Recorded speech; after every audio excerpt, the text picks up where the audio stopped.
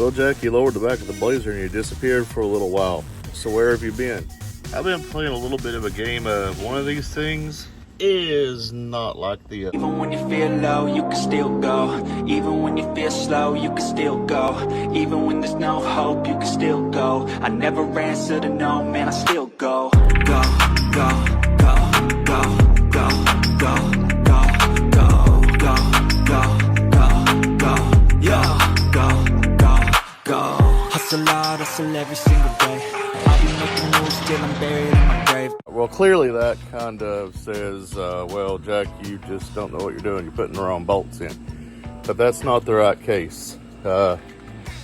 Actually, guys, what happened here is these threads on the frame.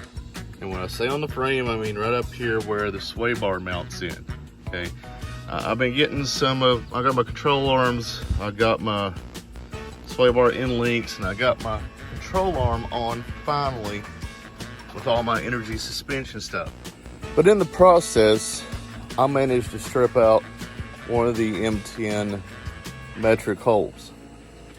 Don't know how I did it, but it happened. And apparently I'm not the only person that does this on S10s, because when I was in a hardware store looking for a bolt, the guy said the guy was in there like a couple of days before me looking for the exact same bolt for the exact same thing. So what I did is I took my very first tap and die set. I had literally never used a tap and die in my whole life. Went to Harbor Freight, bought a metric icon set. Definitely get the icon. The tool for the die is a little janky, but otherwise everything is really nice in that set. I don't think you'll be disappointed at all in it, but I took that, I tapped out the hole to an M11 1.5. Had to wait on a bolt to come in because the hardware store didn't have the bolt, and that's what he had to tell the other guy. And I've just been in a waiting game, waiting for Amazon to get off their butts and send it to me. Now, another thing I want to mention with that, if y'all get on Amazon, you see an ad, M11 by 1.5 bolts, and it shows like 10 or 12 of them, half of them one way, half the other way. Read it. I didn't think that bolt was what was misprinted. Evidently they put a misleading picture in there so that you have multiple bolts, and they leave that one letter off in the description hoping you'll miss it. Well, guess what? I missed it. Ooh, you calling a dummy, you big dummy? Another thing I want to mention to y'all, I did get my correct lower mounts in for my engine. I got one of the upper mounts laying right here right now. These will be going over onto this engine, so I can transplant it over into here. Again, I got the control arms on. I have the shocks hung at the top. Now they're not hung on the bottom. The clips are in with bolts. One of the clips I accidentally put upside down, so I gotta flip it. No big deal. Got all of our castle nuts, all that stuff, etc. So I want to try to get some time this weekend.